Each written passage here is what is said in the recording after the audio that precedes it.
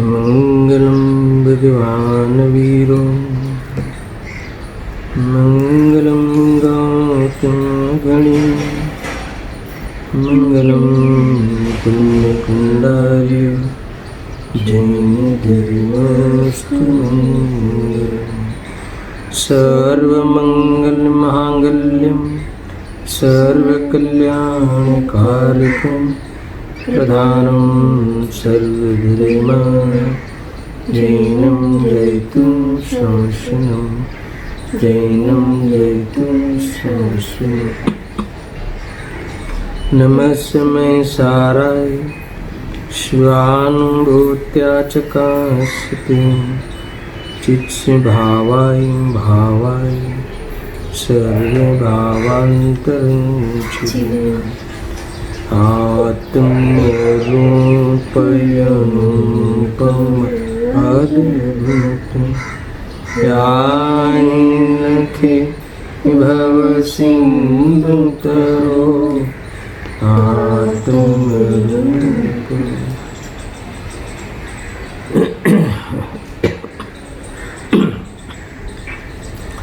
समय सार कर्ता कर्म अधिकार गाथा 143। नयद्वय कथन जाने ज केवल समय माँ प्रतिबद्ध जे नय पक्ष कहीं पण नवग्रहे नय पक्ष थी परिहीन दे। आचार्य देव उस प्रश्न के उत्तर में इस गाथा को लिखते हैं कि पक्षांति क्रांत का स्वरूप क्या है, यानी निर्विकल्प दशा का स्वरूप क्या है। इस जिज्ञासा का उत्तर है इस गाथा में, यानी निर्विकल्प दशा में होता क्या है। अर्थात ऐसा समझ लो, निर्विकल्प दशा पक्षातिक्रांत दशा, इसकी जो परिभाषा दी है इसमें बहुत ही प्रयोगात्मक परिभाषा दी है। वैसे अनेक जगह पे निर्विकल्प दशा की परिभाषा आई है, फिर भी यहाँ प्रयोग रूप से आई है। जाने ज केवल नवग्रह, मात्र जाने पर ग्रहे नहीं है ना, ऐसी विशेषता जिसने प्राप्त कर ली पर्याय में, इस विशेषता वाली जो पर्याय है वह निर्विकल्प दशा है। समझा? देखो, नहीं जानने का नाम निर्विकल्पना नहीं है, निर्विचार का नाम निर्विकल्पना नहीं है। जाने, क्या जाने? जो भी पदार्थ जानने में आवे वो जाने, थोड़ा जाने, ज़्यादा जाने, पूरा जाने, उस समय ज्ञान के पर्याय की जो योग्यता हो उसको जाने। मगर निर्विकल्प दशा की शर्त क्या है? ग्रहे नहीं, अर्थात राग द्वेष करे नहीं, है ना। वितराग भाव से जानने का नाम निर्विकल्प ज्ञान है। यानी पदार्थों के जानने के प्रसंग में निरंतर प्रसंग रहता है, मगर राग द्वेष रूप परिणमित नहीं हो, वही एक अवस्था विशेष को, वही एक पवित्रता को निर्विकल्प दशा कहते हैं, है ना। इस प्रकार से इसमें कल हमने विशेष ग्रहण शब्द का विशेष भावासन कराया था। अब गाथार्थ भी मेरे ख्याल से कल चल गया था ना। गाथार्थ सामान्य बात करते हुए आगे चलते हैं।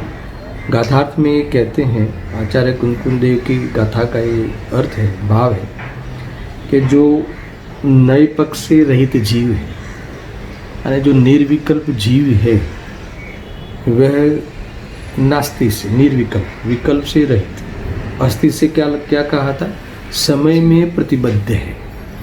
अर्थात तो जो शुद्धात्मा में लीन है वह जीव, अर्थात आत्मा के अनुभव में रहता हुआ, अर्थात शुद्धात्मा में लीन रहता हुआ, दोनों नयों के कथन को, अर्थात दोनों नयों के विषयों को मात्र जाने, लिखा है देखो, मात्र केवल जाने ज छे, है ना, केवल शब्द मात्र शब्द डाला, मात्र जाने ज छे, यानी इसका अर्थ क्या, किसका निषेध हुआ, मात्र जाने ज छे, यानी राग आदि नहीं करता, मात्र जाने ज छे, जानवा रूपे ज रहे थे।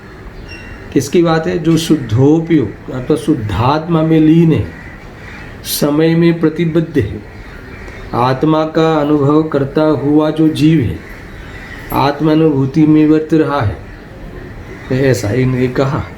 यानी आत्मा में लीन हुआ ना, तो आत्मा में लीन होना किसे कहते हैं, आत्मा में लीन होने के सामने विचलित होना, है ना। लीनता की विरोधी क्या है दर्शन, लीनता का विरोधी विचलित होना। अब विचलित कब होता है जीव, राग द्वेष होवे तो विचलित होता है ना, विकल्प होवे, राग द्वेष रूपी विकल्प होवे तो विचलित होता है। तो लीन होने में क्या होगा, विचलित नहीं होना लीनता है, विचलित नहीं होने के लिए क्या होना होगा, राग द्वेष रूपी विकल्प नहीं होना होगा। इसलिए राग द्वेष रूपी नई परिणय मात्र जाने वह वास्तव में निर्विकल्प दशा का स्वरूप है, इतना कहा, है ना। यही नए पक्षाती क्रांत है। देखो आपको ये बात होती होगी बार बार कि पक्षाती क्रांत का स्वरूप तो आपने बता दिया, मगर इस पक्षाती क्रांत हुआ कैसे जाए, उसकी चर्चा आचार्य अमृतचंद्र देव ने 144 गाथा में पुनः करी है।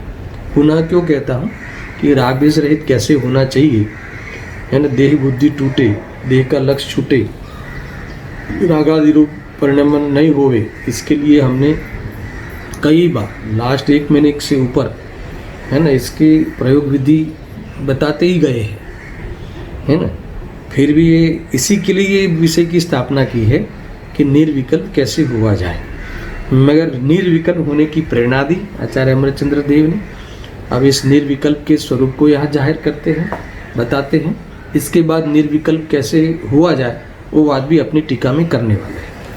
देखो आज मैं टीका पढ़ता हूँ, मैंने शायद आपको कहा था कि टीका पढ़ के आना है, तो आपने सबने पढ़ाई होगा ऐसा मान के मैं आगे स्वाध्याय प्रारंभ करता हूँ। देखो टीका में मूल क्या है, टीका की भूमिका पहले समझते हैं कि इसमें केवली भगवान है ना, अरिहंत भगवान की निर्विकल्प दशा वो उदाहरण के रूप में लिया है। ये लिखा ना, जेवी रीति केवली भगवान, पहला ही कथन है, जिस प्रकार से केवली भगवान, है ना, यानी केवली भगवान का स्वरूप बताने वाली गाथा नहीं है। केवली भगवान को तो उदाहरण में लिया है, यहाँ केवली भगवान की निर्विकल्प दशा को उदाहरण के आधार पे लिया है, उदाहरण बना के लिया है। यानी उनके आधार से श्रुत ज्ञानी की छद्मस की भी निर्विकल्प दशा का स्वरूप बताने वाले हैं। अब ये आपको लगेगा कि केवली भगवान को आधार क्यों लिया, उदाहरण क्यों लिया, क्योंकि ये उदाहरण उसी का लिया जाता है कि जब भी कोई चर्चा हो तो दोनों पक्ष को वो मान्य हो। मान लो कि कोई न्याय का विषय चलता हो, न्याय की चर्चा चलती हो, तो उसमें पक्ष और विपक्ष दो लोग रहते हैं ना, पक्ष और विपक्ष, कोई बात समझानी हो तो ऐसा उदाहरण रखा जाए कि दोनों पक्षों को वो मान्य हो। सुना मैं क्या कहना चाहता हूँ, कई बातें इसमें से खुल जाएगी। जब भी कोई न्याय के विषय में कोई चीज़ प्रूव करनी हो और उसमें प्रूव करने के लिए उस सिद्धांत के लिए कोई उदाहरण दिया जाए, है ना, किसी का आधार लिया जाए, तो दोनों पक्षों को मान्य होता है, स्वीकार होता है। और उपदेश का कोई प्रसंग हो, उसमें कोई उदाहरण लिया जाए, तो उसमें भी दो लोग होते हैं, श्रोता और वक्ता। तो दोनों श्रोता और वक्ता दोनों को ये चीज़ें मान्य होती है। देखो वक्ता को तो होगी क्योंकि वही उदाहरण दे रहा है, मगर श्रोता भी उससे जानकार हो, उसे भी स्वीकार। यानी केवली भगवान पक्षाती क्रांत को प्राप्त हुए हैं, निर्विकल्प दशा उनके है, लोकालोक को जानते हुए भी राग द्वेष नहीं करते, है ना। ये जो उनकी विशेषता है निर्विकल्प पने की, वो जगत के सब जीवों को ये मान्य है। इसीलिए कोई इसमें विरोध कर ही नहीं सकता। सर्वज्ञ भगवान है, लोकालोक को जानते हैं, फिर भी राग द्वेष नहीं करते। अगर राग द्वेष करते तो फिर वितरागी नहीं होते, और वितरागी होते तो अपने भगवान नहीं होते। इसलिए वो अरिहंत भगवान कि परिभाषा में ये बात है ना, क्या है कि सर्वज्ञ है, वितरागी है, तीर्थंकर परमात्मा हो तो हितोपदेशी है। ये तीन विशेषण से आप्त की परीक्षा, आप्त की परिभाषाएं चलती और ये सिद्ध भी की हुई है। तो ये हर व्यक्ति को, हर जैनी को ये मान्य है ना, कि भगवान सर्वज्ञ है, वितरागी है, यानी सर्व लोकालोक को जानने पर भी वितरागी रहते हैं, वितराग भाव से लोकालोक को जानते हैं। तो ये इनका जो वितराग भाव से लोकालोक को जानना बनता है, ऐसा ही शुद्ध ज्ञानी निर्विकल्प दशा के काल में, अनुभूति के काल में, है ना, उस जैसा ही होता है, उनके जैसे ही होता है। ये बात इनको यहाँ सिद्ध करनी है। देखो, ये मैंने बात इसलिए बताई कि निर्विवाद पहले चीज़ रखे। निर्विवाद अगर कोई उदाहरण रखते हैं तो ही वो परीक्षा होगी अपने परिणामों की, अपने चिंतन की, और इसके बाद हमारे मन के अंदर जो भी कोई मलिनता हो निकल जाती है। एक पढ़ने की पद्धति है, इसलिए मैंने थोड़ा विकल्प आया कह दिया। देखो, यहाँ केवड़ी भगवान की मुख्यता से बात पहले चर्चा करनी है, उनकी निर्विकल्प दशा को, उनके जानने की पद्धति को यहाँ एक बार पहले उदाहरण में सिद्ध करेंगे और ऐसा ही शुद्ध ज्ञानी पे घटित करेंगे। तो ये बताना है मुझे कि अरिहंत भगवान के अर्थात केवली के निर्विकल्प दशा का साक्षी भाव का उदाहरण देते हुए शुद्ध ज्ञानी की छद्मस की निर्विकल्प दशा की तुलना करके पक्षातिक्रांत का स्वरूप समझाने का इस टीका में प्रयास किया गया है। डायरेक्ट कोई श्लोक में अर्थात एक गाथार्थ में, गाथा में कोई केवली भगवान को नहीं लिया है।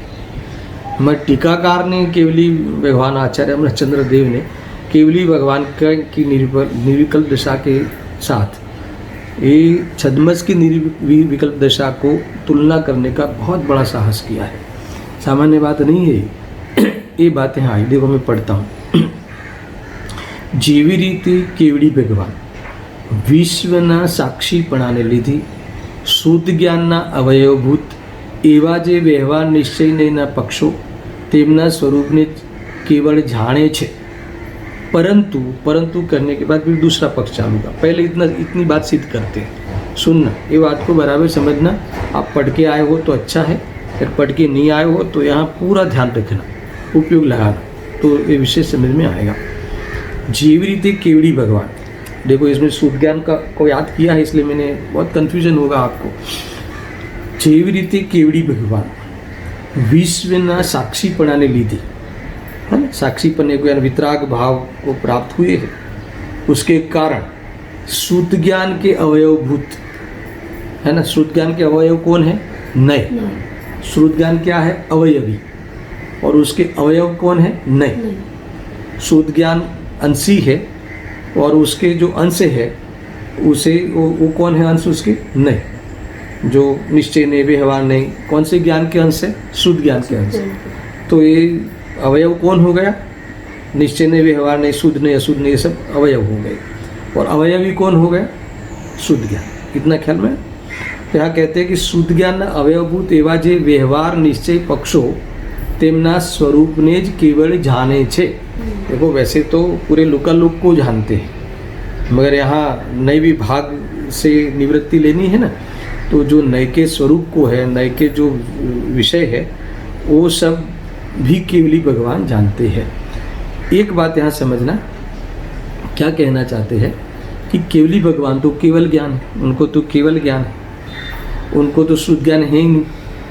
तो शुद्ध ज्ञान के बारे में नए को वो जानते हैं, ऐसा क्यों लिखा? समझना पहले। इसका अर्थ है कि यहाँ लिखा है केवली भगवान को तो नए होते नहीं, नए तो शुद्ध ज्ञान के अवय है। मैं फिर से वापस रखता हूँ वो शंका, है ना, तो ये विषय खुलेगा। केवली भगवान को तो नए होते नहीं। क्यों नहीं होते? नए क्यों नहीं होते? क्योंकि नए तो शुद्ध ज्ञान के होते हैं और इनके तो केवल ज्ञान है। तो ये तो शुद्ध ज्ञान के अंश है। तो यहाँ क्या समझना है? यहाँ ये समझना है कि ज्ञान तो केवल ज्ञान है। केवली भगवान का ज्ञान कौन सा है? केवल ज्ञान है। और उस केवल ज्ञान का अर्थात उस ज्ञान का ज्ञेय कौन है? ज्ञान और ज्ञेय समझना। ज्ञेय कौन है? शुद्ध ज्ञान, नहीं, है ना, अर्थात शुद्ध ज्ञान के विषय, शुद्ध ज्ञान के अंश नहीं और नए के विषय, ये सब केवल ज्ञान के क्या है, ज्ञेय है ना। मान लो कि हमारे पास जो भी ज्ञान है, मान लो शुद्ध ज्ञान है, ये शुद्ध ज्ञान, और उसमें जो ज्ञान में जो विषय बने उसको क्या कहते हैं, ज्ञेय कहते हैं। ऐसे ही भगवान के पास कौन सा ज्ञान है, केवल ज्ञान, और उसमें जो विषय बने उसको क्या कहते हैं, ज्ञेय। तो उनके केवल ज्ञान का विषय शुद्ध ज्ञान के अंश नए, और नए के विषय उनके ज्ञान के ज्ञेय बन सकते हैं कि नहीं बन सकते? अरे बने ना, वो तो सब जानते हैं, सुनना बराबर।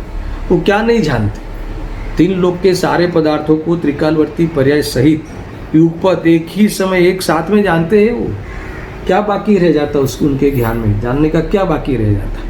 ये जितने भी, ये मान लो कि जितने भी यहाँ शुद्ध ज्ञानी अभी चलते हैं, अर्थात तो जितने भी लोक में शुद्ध ज्ञानी है ना, शुद्ध ज्ञानी, और उनका शुद्ध ज्ञान अर्थात जितने भी जीव है उनके मध्य शुद्ध ज्ञान उनके ज्ञान में ज्ञेय बनता होगा कि नहीं बनता होगा? और उस शुद्ध ज्ञान में जो विचार करते हैं वो उनके ज्ञान में बनता होगा कि नहीं बनता होगा? पहले समझना पूरी बात को, मुझे समझाना चाहता हूँ यहाँ क्यों शुद्ध ज्ञान लिखा, कि उनके शुद्ध ज्ञान के अवयभूत वे सारे व्यवहार निश्चय के सारे विषय इनके ज्ञान में ज्ञेय बनते हैं। मान लो कि कोई व्यक्ति, कोई धर्मात्मा अर्थात कोई आत्मा थे जी, आत्मा का अनुभव के लिए अगर पदार्थ को उसको जानने के लिए, पदार्थ को जानने के लिए नए का प्रयोग करता होगा, और किसी नए से केवली को या आत्मा को जानते होंगे, अर्थात किसी नए से अपने शुद्ध नए से आत्मा को जानने रूप विकल्प करते होंगे, तो ये सारा उनके ज्ञान में ज्ञेय बनता होगा कि नहीं बनता होगा? बनता होगा ना। ये कह रहे हैं, सुनना, यानी मेरा ये कहना है कि यहाँ ज्ञान लिया कौन सा, केवल ज्ञान, और उसका ज्ञेय कौन लिया, उनका ज्ञेय बनता है नहीं। बनेगा कि नहीं बनेगा? बनेगा ना भाई। ये तो जिनके शुद्ध ज्ञान का विषय वो तो बनेगा ना, वो नए, वो तो अपने स्वकाल में बनेगा। मगर ये केवली के तो हमारा तो जब हमारे उस प्रकार की योग्यता होगी और उस ज्ञान की योग्यता में वो स्वकाल पकेगा, तब उस संबंधी नए का ज्ञान होगा। और इनको तो है ना, हमारा तो जब वो स्वकाल आएगा तब उनको तो सब अब भी झलकता है। सारे हमारा केवल ज्ञान जब होना होगा तब होगा, पर हमारा केवल ज्ञान इनके ज्ञान में झलकता है कि नहीं? अभी झलकता है। यानी जो भविष्य में जो होने वाला है, जब भी होने वाला है, जब भी तो हम बोलते हैं तो उनके तो फिक्स है कि ये समय में होने वाला है, और जो होने वाला है ना ये समय में होगा, ये समय में ऐसा केवल ज्ञान है, अभी झलकता है। समझ में आया कि नहीं? ये ऐसा जोतो वाली बात केवल ज्ञान में नहीं होती। मान लो कि 1000 साल के बाद तुम्हारे ज्ञान में जो केवल ज्ञान, तुम्हारा ज्ञान केवल ज्ञान रूप परिणमित होने वाला हो, तो उनके तो अभी झलकता है कि 1 साल के बाद का केवल ज्ञान अभी झलकता है ना, वर्तमान वक्त झलकता है कि ये 1000 साल वाला केवल ज्ञान ऐसा इनका है, ऐसा झलकता है। ये है मात्र साक्षी बनाए है ऐसा। तो मेरा कहना ये कि ये सारे जो शुद्ध ज्ञान के नए हैं इनके ज्ञान में झलकते हैं। एक तो ये आधार लिया, अब और सुनना बराबर से। अब दूसरी बात, पहले मान लो कि नए का प्रयोग तो किसके होता है? शुद्ध ज्ञान के। शुद्ध ज्ञान में नए के प्रयोग होते, ऐसा समझ। अभी मान लो कि हम जब केवली को जानेंगे या उनके स्वरूप को हमें स्पष्ट करना हो तो क्या करेंगे? हम नए का प्रयोग करके ही करेंगे, ठीक है। यानी नए का प्रयोग करना यानी उनके केवली भगवान का हमें स्वरूप जानना, केवली भगवान के स्वरूप की स्पष्टता करनी हो, हमें अरिहंत भगवान के जो स्वरूप को जानना हो, तो फिर हम अगर जानने के लिए हम क्या करेंगे? नए का प्रयोग करेंगे, तभी स्वरूप स्पष्ट होगा ना, समझना। तो ये एक निश्चय से कैसे है और व्यवहार से कैसे है, वो सारी पोजीशन हम नयों के द्वारा जानेंगे उनके स्वरूप को। ये पक्का है ना। चाहे आत्मा का निर्णय करना हो, चाहे केवली का निर्णय करना हो, जिस भी कोई वस्तु का हमें निर्णय करना हो, तो हम नयों के माध्यम से उस वस्तु को प्रयोग करके जानेंगे, मुख्य करके जानेंगे, नए मुख्य गुण करके जानेंगे। सुनना, में मेरी पूरी बात समझना। कोई भी पदार्थ का स्वरूप स्पष्ट करना हो तो नए के प्रयोग किए जाते हैं, और नए का प्रयोग का अर्थ होता है कि उस वस्तु का एक अंश को मुख्य करके दूसरे अंश को उसी समय गौण होता है। एक अंश मुख्य करो तो निषेध नहीं होता है ना, दूसरे अंश क्या होते हैं? उस समय गौण होते हैं। गौणपणे जानते हैं। चलो मैं ऐसा जानूँ शुद्धने की मुख्यता से कि मैं शुद्धात्मा हूँ, मेरा स्वभाव से मैं भगवान स्वरूप हूँ, उसी समय मुझे गौण रूप से मैं जानता हूँ कि वर्तमान पर्याय में राग खड़ा है। यानी मुख्य गौण एक ही समय में होता है। ये मुख्य गौण जानने की एक टैलेंट है, ये जानने की टेक्निक है। हर समय कोई शुद्ध ज्ञान मुख्य गुण करके जानेगा, ऐसा नहीं। मुख्य गुण जानने की एक शुद्ध ज्ञान में फैसिलिटी है। पदार्थ को अभी हर पड़खे से जानना हो तो हमारा शुद्ध ज्ञान जो है वो एक नए को अर्थात एक अंश को मुख्य करके बाकी के अंशों को उस समय गौण होते हैं, गौणपने भी जानता है कि ये है, और मुख्य करके उस जो अंश है उसका विशेष खुलासा करता है। तो ये मुख्य गुण की व्यवस्था कौन से ज्ञान में है? शुद्ध ज्ञान। इसका अर्थ ये नहीं है कि हमेशा मुख्य गुण करके ही जानेंगे, वो प्रमाण ज्ञान भी तो है, शुद्ध ज्ञान पूरी वस्तु को भी तो जानता है पर्याय सहित की, मगर ये जानने की एक फैसिलिटी है हमारे पास एडिशनल शुद्ध ज्ञान में, और वही एक मात्र स्वाध्याय में काम आती है। इतना ख्याल में है। अभी इस फैसिलिटी का हम उपयोग करेंगे। समझना बहुत बढ़िया बात है, सूक्ष्म है, उपयोग को आपको लगाना होगा। अभी इसमें अपन ऐसा समझते हैं कि मान लो कि हमें अरिहंत भगवान के बारे में जानना है, उनका स्वरूप स्पष्ट करना है, तो हम उनकी विशेषताओं को एक एक करके जानेंगे, है ना। समझना कि पहले जानेंगे जैसे उनको परम औदारिक शरीर है, अभी 13वां गुणस्थान है, अभी वाणी का योग है ना, अर्थात और भी ले लो कि इनकी योग का अस्थिरता रूप योग जनित अस्थिरता भी है ना। योग की अस्थिरता है ना, आत्मा के प्रदेशों का कंपन है 13वें गुणस्थान में, ये उनका अस्थिरता है, योग जनित अस्थिरता। समझ में आया। आयु भी इनका भी बाकी है, सब कुछ हमें इनके बारे में ये सब जाना। तो ये सब जाना, वो वाणी भी खिरती है, कितनी खिरती है दर्शन, 7 घंटे 12 मिनट जैसी कुछ है ना, कुछ माप निकाला है। तो ये वाणी का योग भी है ना, ये सब चीज़ें इनकी है। तो ये सब विशेषताएं हमने जानी कि नहीं जानी? तो ये विशेषताएं कौन से नए का विषय है बताओ? कौन से नए का? व्यवहार नए का। ये विषय तो संयोग की ओर से है, ये विशेषताएं तो कौन सी है? तात्कालिक है ना, क्षणिक विशेषता। भूल मत जाना ये प्रयोग करते हुए। तो ये तो अरिहंत भगवान को हम जानेंगे तो इस विशेषताओं से भी जानेंगे। और दूसरी कौन सी विशेषता है? निश्चय नहीं, शुद्ध नहीं। और निश्चय नहीं में भी एक साक्षात शुद्ध निश्चय नहीं। जैसे हमने इनको जाना कि इनको अनंत चतुष्टि प्रकट हो गया है, सर्वज्ञता आ गई है, अनंत जो अनुजीवी गुण है वो सारी पर्याय में अनंतता आ गई है, उनके सारे गुणों की उसकी अनंतता प्रकट हो गई है।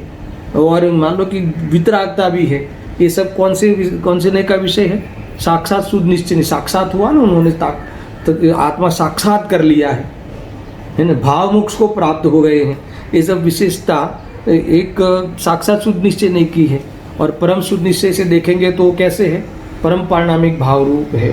तो ये सारा नयों की ओर से हम विशेष सुनना बराबर से इनके बारे में ये सारी स्पष्टता नयों के प्रयोग से हम करेंगे।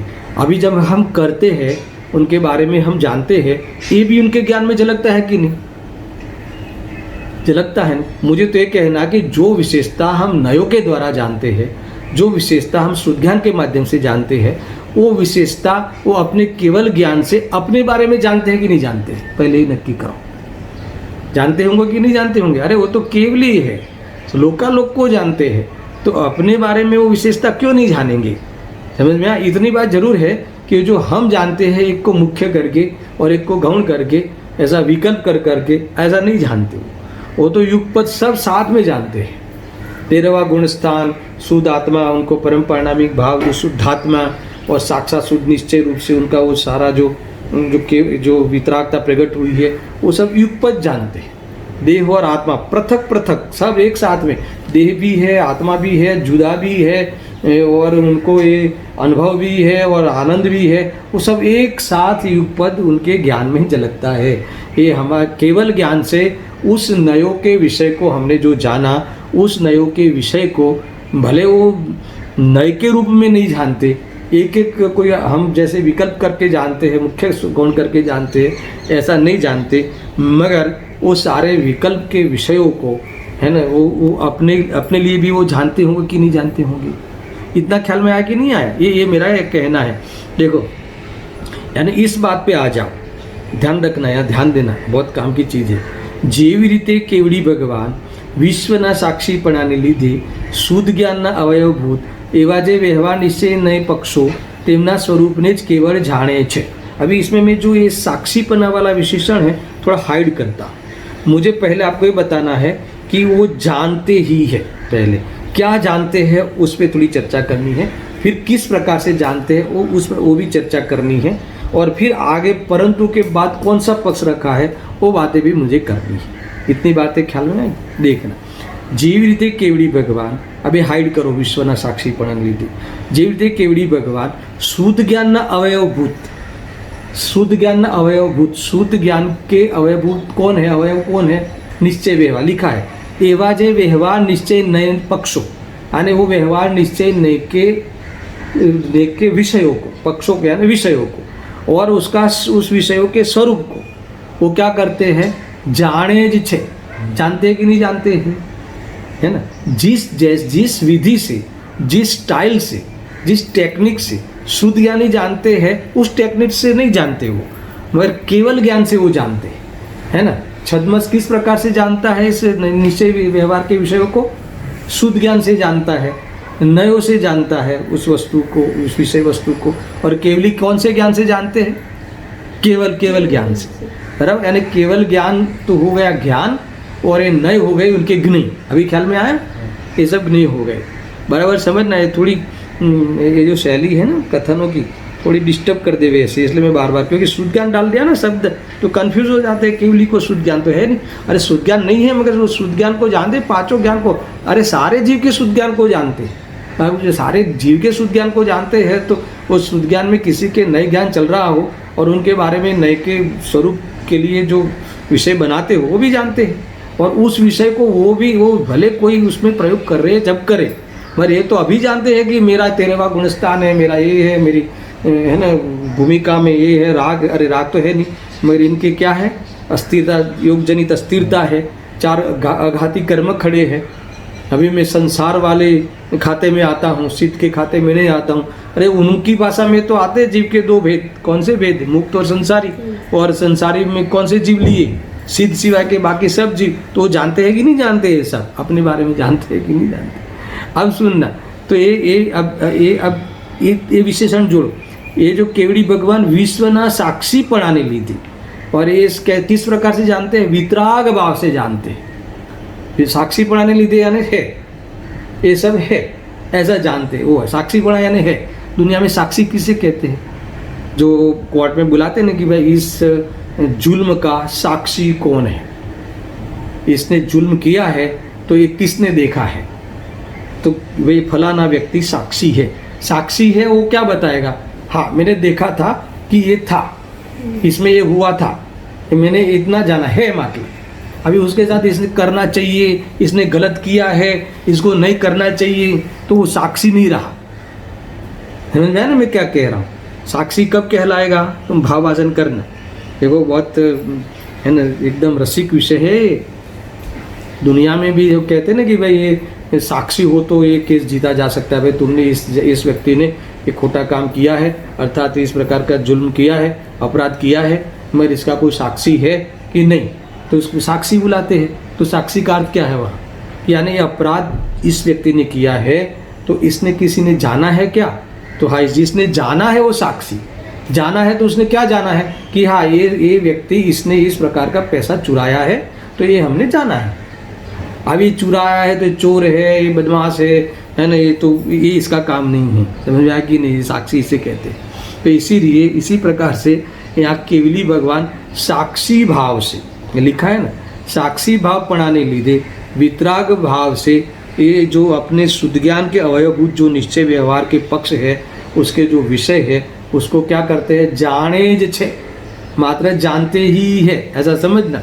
अब ये जो है ना परंतु, ये भी परंतु शब्द लिखा। अब परंतु कहकर दूसरा पक्ष इनको यार बात करना है। दूसरा पक्ष क्या है? पर ग्रहण नहीं करते। समझ में आया ना? उसका अर्थ समझ में? ग्रहण नहीं करते, उसका अर्थ की राग द्वेष नहीं करते। वो सारी बात अभी खुलने वाली है। वो तो हमें भी पता, क्या नहीं जानते हो, फिर से सुनो, क्या नहीं जानते वो हम, यानी अपन में 13वें गुणस्थान में वो जानते हैं, सुनना फिर से। और उनकी सिद्ध पर्याय कब आने वाली है भी जानते हैं। जानते हैं कि नहीं जानते? अब सब कब आने वाली वो जानते हैं, तो उनको कभी ऐसा होता होगा कि अरे इतनी लेट क्यों? देखो यहाँ ध्यान दो, है ना, ऐसा जानते होंगे क्या कि अरे इतनी मेरी पर्याय इतनी लेट क्यों? बस जानते हैं कि ये 100 साल के बाद ज्ञान की, अरे सिद्ध की पर्याय होने वाली है ना। हैसियत की पर्याय ये साल में होगी। तो ये इसमें वो उसको ऐसा नहीं लगता होगा कि लेट हो रही ऐसा। अरे इतना ही नहीं, तो उनके जो समूह शरण में बैठे हैं तो उनके रहते हुए कई मुनिराज मोक्ष जाते हुए दिखते, जाते कि नहीं, और अभी कितने जाने वाले हैं ये भी ख्याल है। सुनना, जैसे ऋषभदेव भगवान हमारे प्रथम तीर्थंकर, जिसमें इस काल में, इस अवसर काल में, इस कल्प काल में धर्म मार्ग का प्रारंभ हुआ, जिन तीर्थंकर भगवान के आने से प्रथम तीर्थंकर रहे, उनके समूह शरण में सुनना, उनसे पहले धर्म उन्होंने प्रारंभ किया, धर्म उन्होंने समझाना प्रारंभ किया जब कर्मभूमि का प्रारंभ हुआ। फिर भी उनसे पहले कौन चला गया मोक्ष? बाहुबली भगवान है ना, अनंत वीर्य का जीव, ये सब पहले मोक्ष चले गए उनसे। तो इनको ऐसा द्वेष होता होगा कि धर्म तो मैंने समझाया और ये पहले चले जाते। समझ में आया कि नहीं? अरे क्या नहीं झलकता उनके ज्ञान में, वो जब पूर्व भाव में जहाँ थे और जहाँ इनके माता पिता थे, अब कहाँ पड़े हैं कहाँ नहीं है, वो सब जानते हुए है, पर राग द्वेष करते हैं। राग द्वेष जानते तो सब है ना, मगर राग द्वेष नहीं करते। अरे इनको ये सब ज्ञान में आता है कि नहीं आता? जानते हैं इनके जो बड़े बड़े महापुरुष है, चक्रवर्ती है, इंद्र है, ये सब इनकी क्या करते हैं? वंदना करते हैं, स्तुति करते हैं, ये सब करते हैं, फिर भी है ना ये इनके प्रति राग होता हो? ज्ञान तो होता है मगर राग नहीं होता। नथी ये ज्ञेयो मां तुझे परिणति सन्मुख जरा, क्या कहा? नथी ये ज्ञेयो मां, यानी 100 इंद्र भले उनको वंदन करते हो, नमते हो, शीश झुकाते हो, या फिर इंद्राणी के द्वारा है ना वो हीरो की भस्म से साथिया पूर्ति हो इनके उत्साह में, आनंद में, है ना, तो भी, या कोई मान लो कि कदाचित कोई इनकी निंदा भी करता होगा कि नहीं करता हो?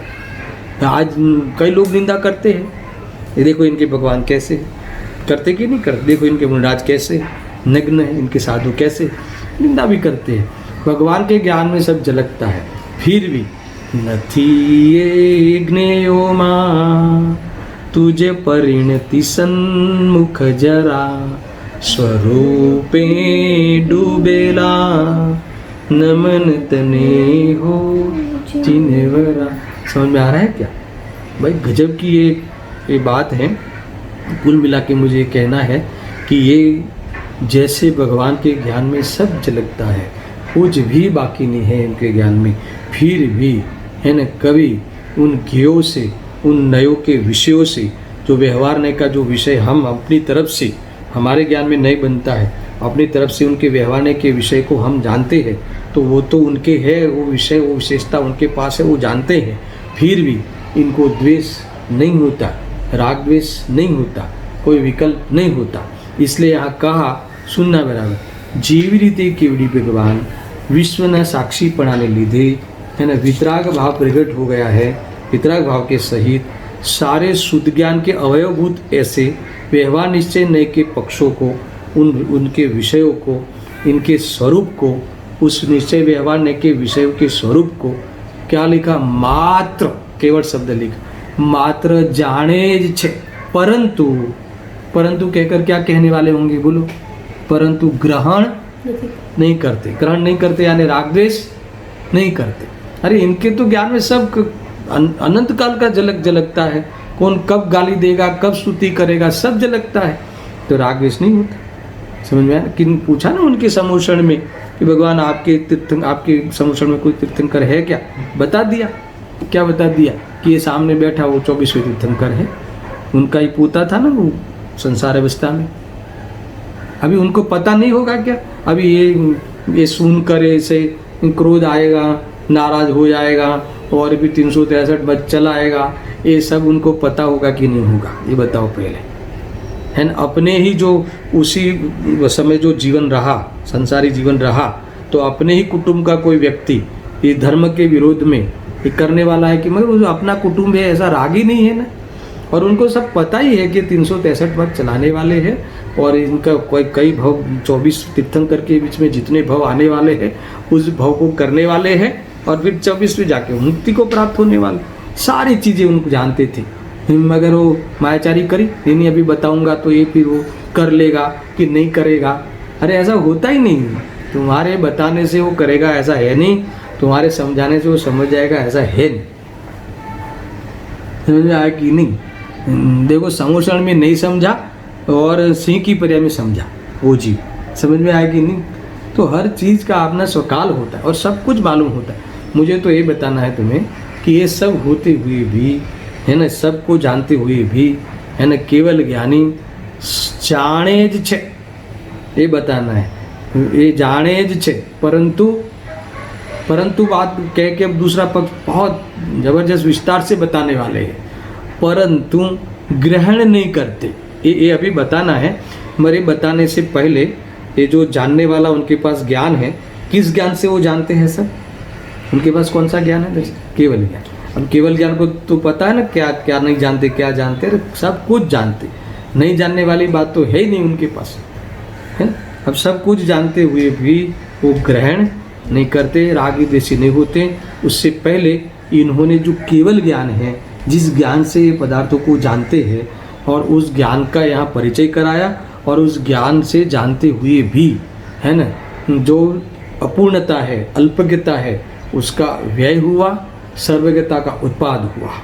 यानी शुद्ध ज्ञान जो था, यानी शुद्ध ज्ञान से जो जानने का उनका नेचर था, योग्यता थी, उसका क्या हो गया? उस मुनिराज को अभाव हो गया, और सर्वज्ञता मुनिराज को प्रकट हो गई, अरिहंत दशा को प्राप्त हुए। तो ये सर्वज्ञता इस केवल ज्ञान से अभी भी वो उसके जो व्यवहारने के जो विषय है और जो निश्चयने के विषय है, वो सारे विषय के स्वरूप को जानते हैं। मगर उस शुद्ध ज्ञान को तो अतिक्रमण कर लिया है, शुद्ध ज्ञान तो अभी इनके नहीं है। इसलिए भले उस नए विकल्प और से नहीं जानते, मगर वो जानते हैं केवल ज्ञान से, फिर भी वो ग्रहण नहीं करते, राग द्वेष नहीं करते। ये सारी बातें यहाँ अभी उनको बतानी है। तो मैं देखो पढ़ता हूँ, बराबर ध्यान रखना, है ना। ये आपको कठिन लगेगा ये कथन, मगर मैं जितना आपको खुलासा कर रहा हूँ उससे ये सरल होते जाएगा। देखो फिर से पढ़ता हूँ, दर्शन ध्यान देना। जेवी रीते केवड़ी भगवान विश्वना साक्षीपणाने લીધે શુદ્ધ જ્ઞાનના અવયવભૂત એવા જે વ્યવહાર નિશ્ચયને પક્ષો તેમના સ્વરૂપને જ કેવળ જાણે છે। यहाँ इसी को क्यों मुख्य किया? वैसे तो पूरे विश्व को जानते हैं, मगर यहाँ हमें वो लेना है ना कि उनके बारे में भी तो जानते ही है, परंतु अभी कहा ना, परंतु यानी अपनी पर्याय को जानते हैं कि अभी मेरी इतनी अशुद्धता बाकी है, देह आदि और कर्म के सहित में हूँ, ये सब जानते हैं। तो ये इनको ऐसा होता नहीं होगा कि अरे मैं इतना बड़ा महापुरुष अरिहंत केवली भगवान, मेरी दिव्य ध्वनि से सारे जीव संसार का अभाव करते हैं, और अभी भी मेरे थोड़ा संसार खड़ा है, अल्प संसार खड़ा है कि नहीं खड़ा है, तो ये कैसे हुआ? तो ऐसा विचार नहीं करते, बराबर। ऐसा राग द्वेष जानते मात्र है। ये है 13वां गुणस्थान है। 13वां गुणस्थान है यानी क्या? कि ये मेरा असल स्वरूप नहीं है, ये इससे भिन्न अपने आत्मा को जानते हो, ऐसा समझ लेना। वही प्रोसेस है सारी, सुनना। अब शुद्ध ज्ञानના અવયભૂત એવા જ વ્યવહાર નિશ્ચય નહીં પક્ષો તેમના સ્વરૂપને જ કેવળ જાણે જ છે, परंतु अब केवल ज्ञान के विशेषण चालू हुए। निरंतर प्रकाशमान, पहले मैं पढ़ लेता हूँ। निरंतर प्रकाशमान, सहज, विमल, सकળ, केवल ज्ञान वड़े सदा पोते ज विज्ञान गण थया होइने, ऐसे केवल ज्ञान विज्ञान गण, ज्ञान कैसा हो गया उसका? उनका विज्ञान गण, केवल ज्ञान को विज्ञान गण कहा, विज्ञान गण हो गया है ऐसा केवल ज्ञान, उसके द्वारा केवल ज्ञान प्राप्त हो गया है, इसीलिए इनके सर्वज्ञता प्राप्त हो गई है, इसीलिए इनके अब किसका अभाव हो गया है ना? किससे अतिक्रम कर लिया है? किसको पार हो गए हैं? अल्पज्ञता से पार हो गए हैं, शुद्ध ज्ञान से अतिक्रमण कर लिया है, अतिक्रांत हो गए। अभी आगे ये पढ़ने वाले हैं, पहले ये सुनो। पहले हम केवल ज्ञान के बारे में जो उन्होंने कहा है, इसमें सबसे पहला विशेषण कौन सा है दर्शन? निरंतर प्रकाशमान। निरंतर प्रकाशमान का अर्थ क्या होगा? कि केवल ज्ञान जो प्रकट हो गया एक बार, तो सादी अनंत काल केवल ज्ञान निरंतर रहता है। यानी निरंतर रहता है, वही का वही केवल ज्ञान रहता है ऐसा नहीं, वैसी की वैसी पर्याय, है ना। मान लो अभी केवल ज्ञान हो गया किसी मुनिराज को, ठीक है। अब इसके बाद दूसरी पर्याय आएगी तो कौन सी होगी? केवल ज्ञान, माने ये वाली केवल ज्ञान की पर्याय दूसरी समय होगी, वैसा नहीं। वही की वो नहीं, कौन सी, वैसी की वैसी, वैसी की वैसी, वैसी की वैसी, यानी सब पदार्थों को जानने वाली निरंतरता नियमित रूप से सादी अनंत काल रहेगी, ऐसा इनका कहना है। देखो इसके सिवाय के जितने भी ज्ञान है, मति श्रुत अवधि मन पर्याय, इसमें ये क्वालिटी नहीं है, निरंतरता नहीं बनती। समझ में आया ना? देखो जैसे हमारे पास कौन सा है, मति शुद्ध ज्ञान, वो बदलता रहता है ना, वो वैसा का वैसा नहीं होता। ये समझना कैसे, कि जैसे इसको भावेंद्रिय ज्ञान कहते हैं ना, ये मति शुद्ध आदि जो 4 ज्ञान है, कौन सा ज्ञान है, मति शुद्ध ज्ञान कौन सा ज्ञान है, मति शुद्ध ज्ञान को लेना। मन पर्याय और अवधि ज्ञान तो अतीन्द्रिय है, एक देश, परंतु ये मति शुद्ध ज्ञान भावेंद्रिय ज्ञान कहा, यानी इंद्रियों के अवलंबन से जानता हुआ ये ज्ञान कहा। अभी इसमें निरंतरता कैसे नहीं बनती, क्योंकि भावेंद्रिय की परिभाषा है ना, ये लब्धि और उपयोग रूप है, वो भावेंद्रिय ज्ञान है। सुनना, लब्धि और उपयोग रूप, यानी इनके पर्याय में जो पदार्थों की जानने की शक्ति प्रकट हो गई है ना, ज्ञानावनीय कर्म और वीर्य अंतरा के क्षोभम के निमित्त से उनके पर्याय में जो जानने की शक्ति प्रकट हो गई है, वो उसे क्या कहते हैं, लब्धि कहते हैं। उस लब्धि के भीतर किसी पदार्थ को जानने का व्यवसाय जो करता है ज्ञान, उसे उपयोग कहते हैं। इतना ख्याल में आया? तो ये जो जितनी लब्धि है, यानी मान लो कि तुम्हारे 5 इंद्रिय संबंधी और मन संबंधी जितने विषय को जानने की आपकी शक्ति है पर्याय में, वो अभी प्रकट है, व्यक्त हो गई है, मगर वह शक्ति भी एक साथ पदार्थों को जानने रूप प्रकट नहीं होगी। समझ में आया ना? इसीलिए कभी किसी पदार्थ को जानेगा, कभी किसी पदार्थ को जानेगा, है ना। जब अभी इस पदार्थ को जानता हुआ होगा, तो अभी जब दूसरा पदार्थ को जानेगा, तो इस पदार्थ को जानने रूप ज्ञान का व्यवसाय नहीं होगा। संक्रांति होती ना, और संक्रांति लिया था बहुत, है ना, फिर सब पर्याय संक्रांति, गुण संक्रांति, शब्द संक्रांति सब लिया था हमने। तो ये संक्रमण करते हुए जानता है, ज्ञप्ति परिवर्तन, यानी इनके अब जिस पदार्थ को जानता है, तो एक समय के बाद वही पदार्थ को जानेगा, ऐसा नहीं होगा। हो सकता है कि वो पदार्थ के बारे में फिर नहीं जाने, और जाना हुआ वो विस्मरण भी हो जावे, मगर केवल ज्ञान में ऐसा नहीं होता। यानी ये जो भी ज्ञान है, बाकी के ज्ञान, इसमें ये विशेषण लागू नहीं पड़ता, निरंतर प्रकाशमान है, ऐसा नहीं है ना। कब कई मान लो कि हमने आज ये विषय को आपने समझा, जाना, ठीक है, आपके ज्ञान का ज्ञेय बन गया। अभी हो सकता है कि 1 हफ्ते के बाद मैं इसी गाथा के बारे में आपको पूछूं कि ये बताओ जो आपने जाना था, तो आप कहोगे हमें पता नहीं, है ना। हो सकता है ना ऐसा। तो ये हमारे ज्ञान की निरंतरता, प्रकाशमान वाली निरंतरता नहीं रहती, ऐसा है ये ज्ञान। ये ज्ञान की कमजोरी है, समझ लो, ये एक अलग विषय है पूरा। मैं तो यहाँ ये बताना चाहता हूँ कि ये जो केवल ज्ञान का निरंतर प्रकाशमान, एक बार केवल ज्ञान प्रकट हो जाए, फिर वैसा का वैसा निरंतर जानना सादी अनंत काल तक रहता है। मति शुद्ध ज्ञान में तो स्वयं में मान लो पहले दर्शन उपयोग हो, फिर मति ज्ञान हो, फिर मति ज्ञान चला जावे, फिर शुद्ध ज्ञान हो, फिर पुनः दर्शन उपयोग हो। यानी इस प्रकार की भी शुद्ध ज्ञान की भी निरंतरता नहीं रहती, ऐसा इनका कहना है। समझ में आया ना? सुनना, और विशेष खुलासा करते हुए कि जानन जो ज्ञान है, सामान्य ज्ञान, वो निरंतर है। सामान्यपना तो निरंतर है, और विशेष जो है वो विशेष में हीन अधिक होता है ना। संक्रांति होती रहती है, ज्ञप्ति परिवर्तन बताया ना, ज्ञप्ति परिवर्तन होने से निरंतरता बनती नहीं। ज्ञप्ति परिवर्तन माल ख्याल है ना, दर्शन ज्ञप्ति परिवर्तन, यानी ज्ञप्ति क्रिया तो सबको है, जानने की क्रिया।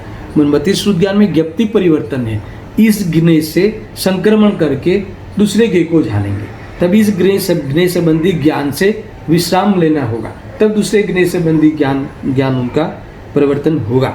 ऐसी इस प्रकार की कमजोरीपना है, ये ज्ञान का ये स्वरूप वहाँ है, ये छद्मस के ज्ञान का ये स्वरूप है, वो विभाव रूप परिणाम है, ऐसा वास्तविक स्वभाव नहीं है।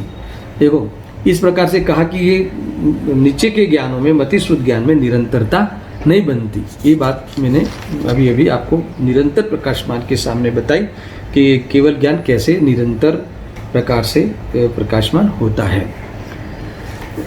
हाँ, और आगे अब दूसरा विशेषण कौन सा है? दर्शन सहज। सहज का अर्थ क्या लिया है यहाँ पे? सहज का अर्थ है कि पराधीनता रहे, सहज है, जाने, है ना, यानी आधीनता नहीं है, कोई इंद्रियों के अवलंबन होना, इसी प्रकार का आवरण का हटना और फिर वहाँ उपयोग का लगना, तो वो फिर सहज नहीं होता। विकल्प आश्रित ज्ञान सहज नहीं होता, राग मिश्रित ज्ञान सहज नहीं होता, है ना। पर राग नहीं हो और जो जानना होता है वो सहज होता है। जानना तो सहज ही होता है, मगर राग के संपर्क करे, राग की संगति करके जाने तो फिर सहजता नहीं रहती, है ना, अधीनता आ जाती है, यानी स्वाधीन होने से ये ज्ञान सहज है। इनको इंद्रियों का भी अवलंबन नहीं है, किसी चीज़ का अवलंबन लेना नहीं पड़ता। फिर आगे क्या कहते हैं, विमल है, विमल यानी मल रहित, राग द्वेष रहित है। फिर सकल यानी संपूर्ण, संपूर्ण पदार्थों जानने रूप उसकी क्वालिटी है। ऐसा केवल ज्ञान बढ़े सदा पोतेज, स्वयं वो ज्ञान कैसा हो गया है, विज्ञान गण होइने, अर्थात विज्ञान गण पढ़ो, देखो विज्ञान गण होइने अर्थात विज्ञान गण हुआ है। विज्ञान गण का अर्थ क्या, कि जो ज्ञान निरंतर प्रकाशमान है, निरंतर प्रकाशमान होना, सुनना बराबर से, फिर निरंतर प्रकाशमान होना, निर्मल होना, राग द्वेष रहित होना, संपूर्णता को जानना, इस प्रकार से होना, इसीलिए वो विज्ञान गण है। अगर अपूर्ण होता यानी राग मिश्रित होता तो वो घन नहीं बनता, विज्ञान गण नहीं बनता। यानी अगर जो अपूर्ण हो तो विकल्प सहित होता, और विकल्प सहित होता तो वो घनता नहीं आती, ठोसपना नहीं आता। विज्ञान गण यानी ठोसपना, तो ठोसपना नहीं आता। राग द्वेष होता तो ठोसपना नहीं आता। मेरे विमल है, इस प्रकार से निर्मल है, इसलिए इनके ठोसपना प्राप्त है।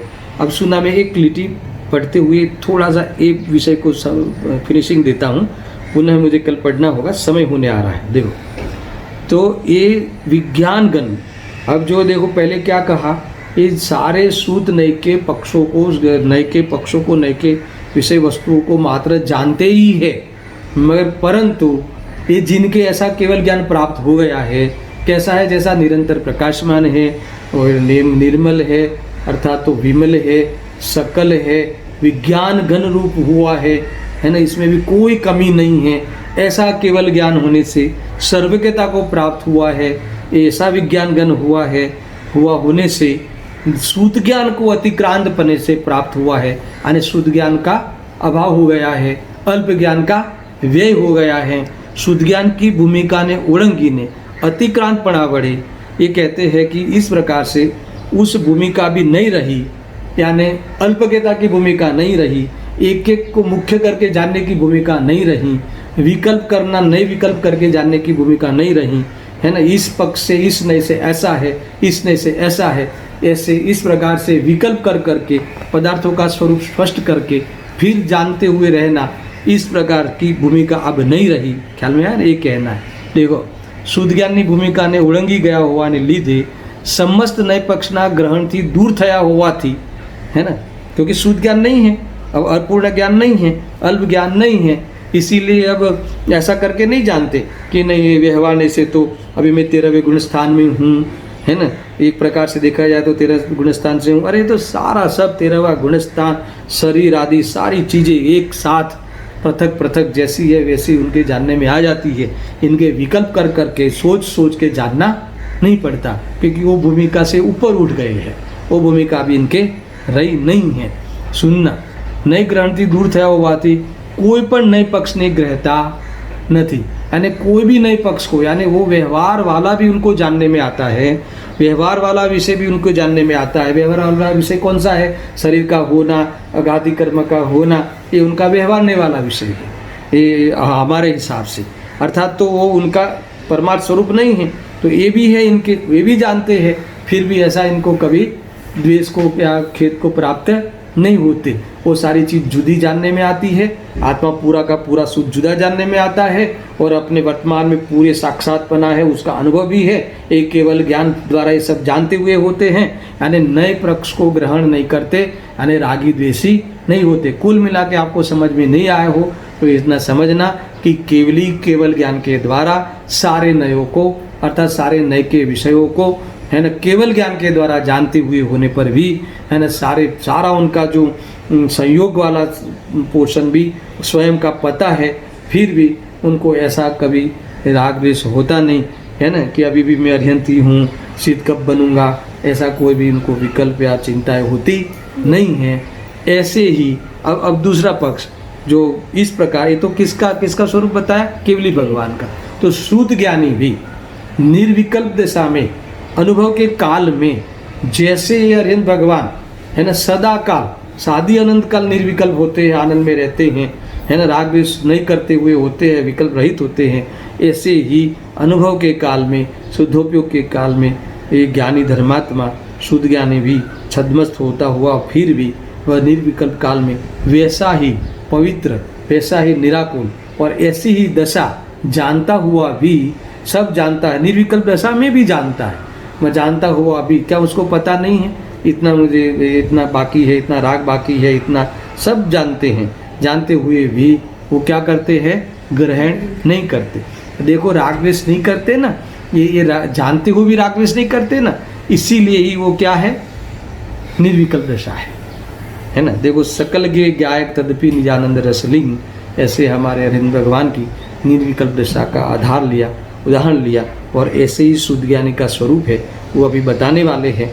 कल में ये दूसरा पड़खा है शुद्ध ज्ञानी का, जो सिद्ध करना है निर्विकल्प दशा का, पक्षातिक्रांत स्वरूप बताना है ये छद्मस के उस दशा का, वो कल हम पुनः ये थोड़ा सा एक उदाहरण की चर्चा करते हुए शुद्ध ज्ञानी की उस निर्विकल्प दशा का स्वरूप समझेंगे और स्पष्ट करेंगे। ये समझना, आप फिर से पढ़ कर आना कल, मेरे थोड़ा सा प्रयास करना, 2-3 बार आप पढ़ोगे और मैं यहाँ से खुलासा थोड़ा करता रहूँगा तो स्पष्ट हो जाएगा।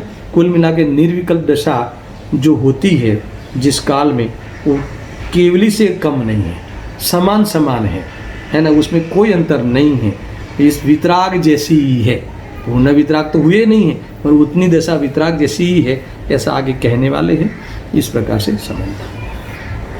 सहजानंदी शुद्ध स्वरूपी अविनाशी आत्मस्वरूप, सहजानंदी शुद्ध स्वरूपी अविनाशी आत्मस्वरूप, सहजानंदी शुद्ध स्वरूपी अविनाशी आत्मस्वरूप।